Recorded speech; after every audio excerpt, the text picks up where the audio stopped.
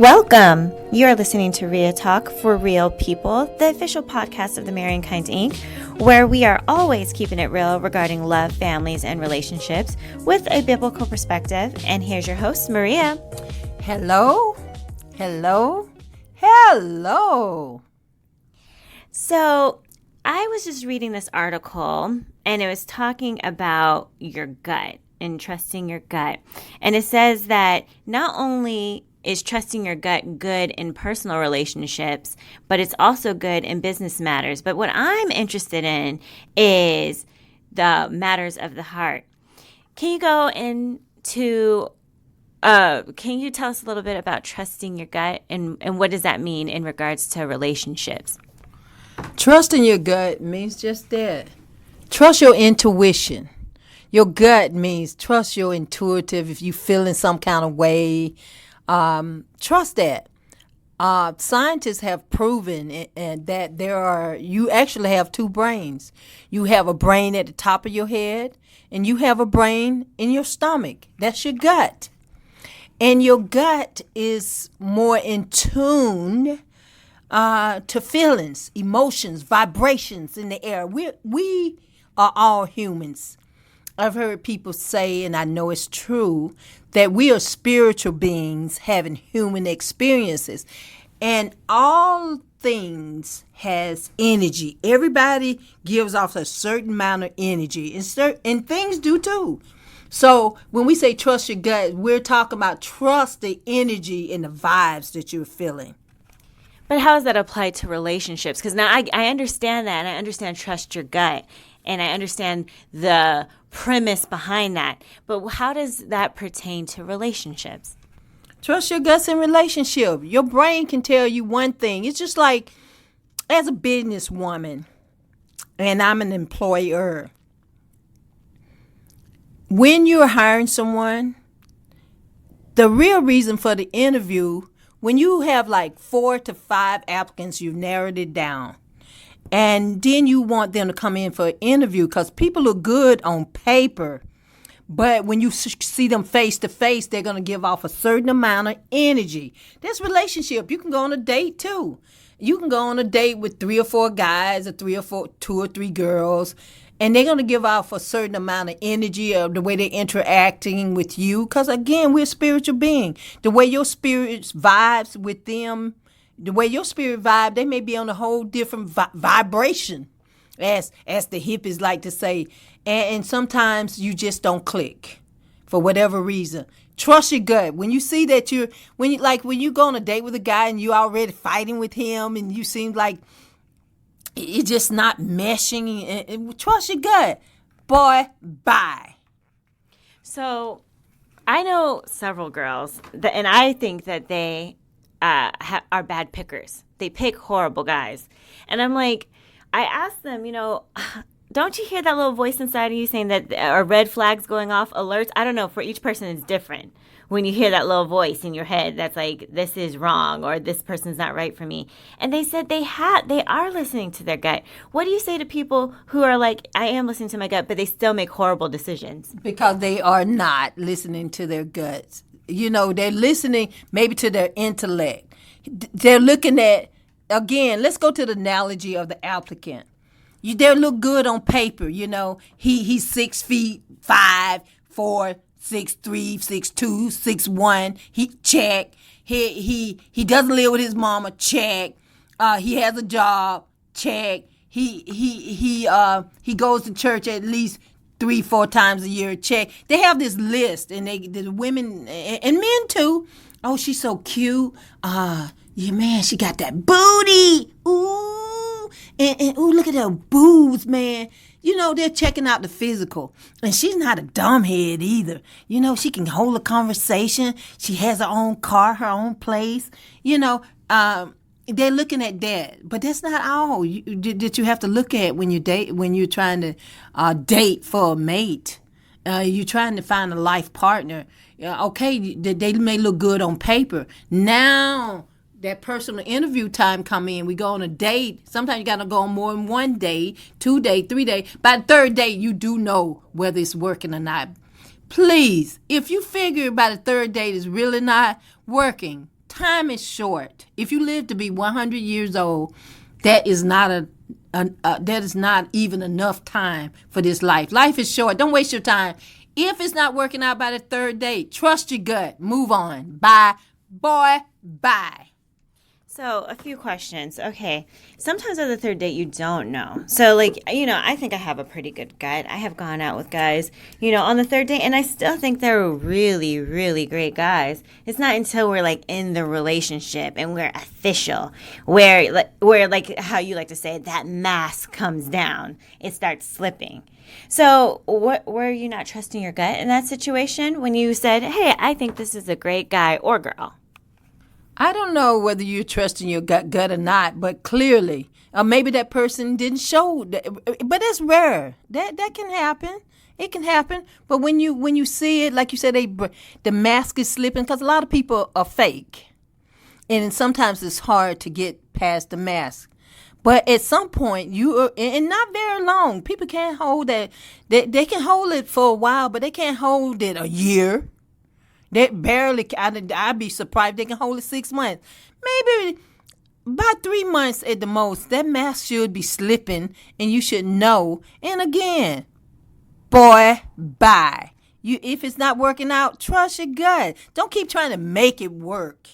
Like some people, you're single. You know when you should try to make something work? When you are married, you're committed. Whatever troubles you are having in your relationship, once you get married, you have a commitment. So you got to do things to work through those problems. You got to help your spouse and yourself unload that baggage, because we all go into relationship with baggage.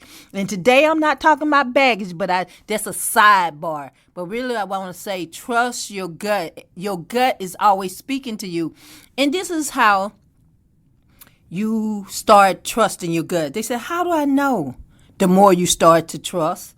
Okay, in the beginning, just like walking, crawling, swimming, even a new job. When you're new to something, when you're not used to trusting your gut, you're going to get some things wrong, because other things are interfering with the receptacles, those vibes that's coming to you. But the more you get in tune to trusting yourself and asking questions of yourself, when you feel something and asking more questions. A lot of people get offended when you ask questions. Like you on a date and you start asking questions, a person get very defensive, or they look like they're trying to hide something. Trust your gut on that. Sometimes you may need more inquiry, but sometimes it's not even worth it. Boy, bye. Okay, so 2 segue points that you made. How do you mentioned when you should, I guess, like fight for a relationship, make it work, stick in there is when you're married. How do you listen to your gut in your marriage, for instance? In your marriage, you listen to your guts. I can speak as a woman, and this is how and a woman that's been married a while. You trust your gut in everything. I trust my gut in every area of my life, business, personal, my marriage. But particularly in your marriage. But in my marriage, I trust my gut with everything. Whatever vibes I'm feeling. I trust my guts. If something's bothering my husband and he doesn't want to talk about it, I trust my guts. I have to keep prodding. Some people, especially men, like to try to handle things on their own. But the Bible said we are one. So if something's troubling my husband, I want to help bear his burden. So I trust my gut to ask the right question. And then again, it could be other things too. And just always trusting your gut. And usually you know what your gut does. Your gut prompts you to ask more questions or to seek something out. Because sometimes people hide things. And when I say hide, it's not about always having an affair. They can be trying to hide their health issues. A man may have gotten fired from his job and he's not ready to talk to you about it. So he may go to work for a whole week, not really going to work, but he doesn't want you to know that he got fired. Many things can be happening. It's not all about having an affair, but that too. Trust your gut on every area of your life and make inquiry. Don't be like hiding your head in the sand, saying this is not happening, why this thought is coming to me. If this thought is coming to you, answer the thought. Why am I thinking this? Let me look into this. That may be your gut speaking to you. Now, you may be crazy too now. But the only way you're going to find out is to make an inquiry. Get the evidence. So that's a good point that you said. You're like, listen to your gut. Mm-hmm. Get the evidence. Inquire. But what does your gut sound like? How do you know? Okay. And it's not because, we have sometimes, and probably by default or by defect, I don't know. But, sometimes many people have negative, a negative, sometimes they say it's like a recording in their head. How do you differentiate what your gut is telling you and maybe what your mind's telling you? How does your gut sound?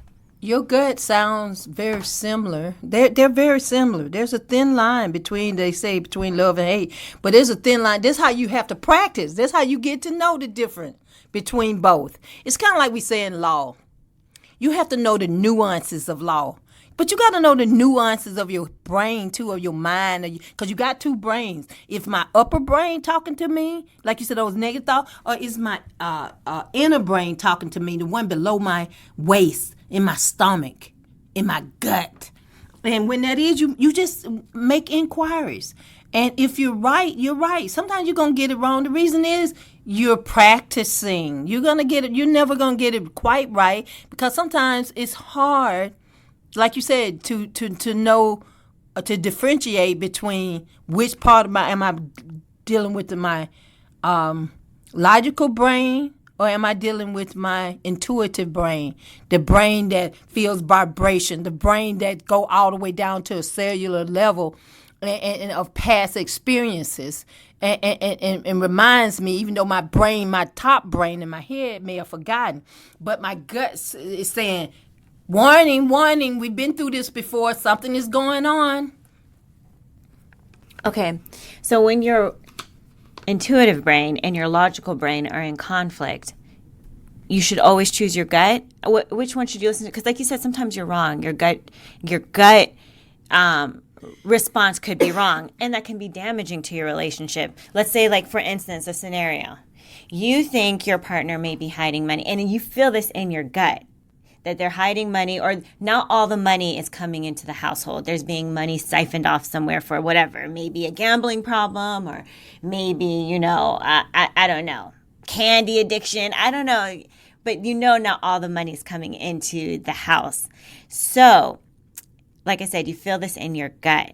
Now, your logical mind is saying that you don't have any evidence to support this gut feeling. How do you reconcile those two feelings? Because you feel like something's going on, but you don't have the proof. Well, do you have an obligation to inquire? Ask. Ask your brain. Ask your husband. Ask your bank. Inquire. Investigate. I have once heard Dr. Phil say you have to. Don't trust people, but it's not about trust or distrust. It's about staying in an investigatory state. That means if a question arises in your mind about a person, answer the question. Sometimes you can answer it right away by just asking the person. You're in your relationship, just ask him. And then if you keep thinking about it, write you a list of questions to ask. If it seems like just not right, say to yourself, how can I find the answers, whether I'm wrong or whether I'm right? Do I have a bank account? Let's check with the bank. There are different, he's not the only one that can give you answers. His briefcase can give you some answers. The car can give you some answers.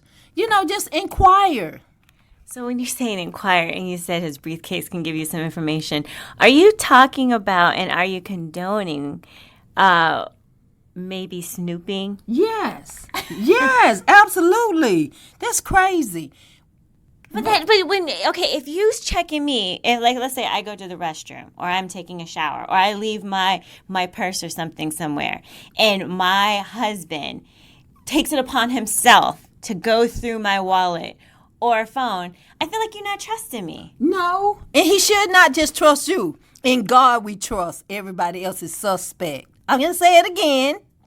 In God we trust. Everybody else is suspect. Now, when I say that, if you don't have nothing, people that don't have nothing to hide usually don't hide stuff. If you get mad, or if your spouse get mad that you're going through his briefcase or in his wallet or in his phone, girl, sirens should be going off. If he gets mad or she gets mad, because people that don't have anything to hide usually don't hide anything. They don't get mad when you do. Now, there's an exception. You have some people that's very quirky. And if you're not in an intimate relationship with a person, it's none of your freaking business. If you're not married to the person, like I always say, don't give wife privileges to a girl that you're dating. If you're just dating him, you got no business being in his wallet because you're not his wife. Even if it's serious, a serious relationship. And even that, you have no business now. You may take some business, but the people who have an absolute right to do this is his wife or her husband. But if you don't have those credentials, you in the gray area. So let's wrap this up. Trust your gut. But I want to say a couple of more I'm things. sorry. I didn't mean to wrap it so early. I thought you had said everything. I just want to make sure I've covered everything because I was really thinking about we learn in this society and boys, and I really would like to speak to the males about this. People always say women are so intuitive. Women are intuitive because our society allows women to trust their gut. They tell men, man, you got to think logically. Well, God has given you both. Like once you said to me, and I never got to answer that question, which brain should you trust? Both. Because they both may be telling you something, but you might be getting the wires crossed. And the one that the evidence supports, that's the one you believe. Because if it smells like a rat, looks like a rat, creeping like a rat, it's probably a rat. Mm-hmm. And I just didn't want to forget about this. Everything gives off energy. When you feel something, like I had tell you an example, what really made me want to talk about trust your gut. I once had this very good friend. When I first met her, I didn't care for her too much. She was giving off energy. And I had this experience not once, but twice, maybe even 3 times in my life. And I went against my gut feeling and became friends with the person. But ultimately, the initial way I felt about that person, the first gut that had told me that this is not the person that you should have a friendship with. It's not going to be beneficial to both of you. See, I'm a giving person. So what my gut probably was telling me, you dealing with a taker. And my gut has never been wrong. I have to come back later and say it. I should have trusted my gut and moved on. Trust your gut, and it will reduce the number of mistakes that you make, bad choices. Well, not mistakes, but I like to call them bad choices, even in your health. If you're feeling some kind of way about oh man, I don't know, check it out, because at least it alleviates that doubt in your mind. Go and get a checkup.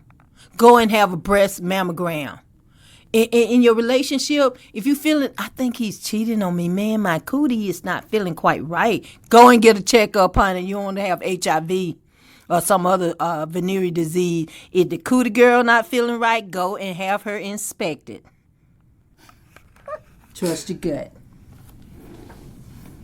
Is there anything else that you've left out? I don't want to cut you off too early. Trust your gut. Okay, guys, that's it for RiaTalk. For real people, where we're always keeping it real in regards to love, families, and relationships with a biblical perspective. Please follow us on Instagram at I Am The Marrying Kind, or follow us on our Facebook page, The Marrying Kind Inc. Also, we still have available our book on Amazon called TMK, The Master Key, which is a compilation of poems, scriptures, and encouraging words as you go through your love journey. And you can get that at Amazon.com. So until next time, we'll see you later.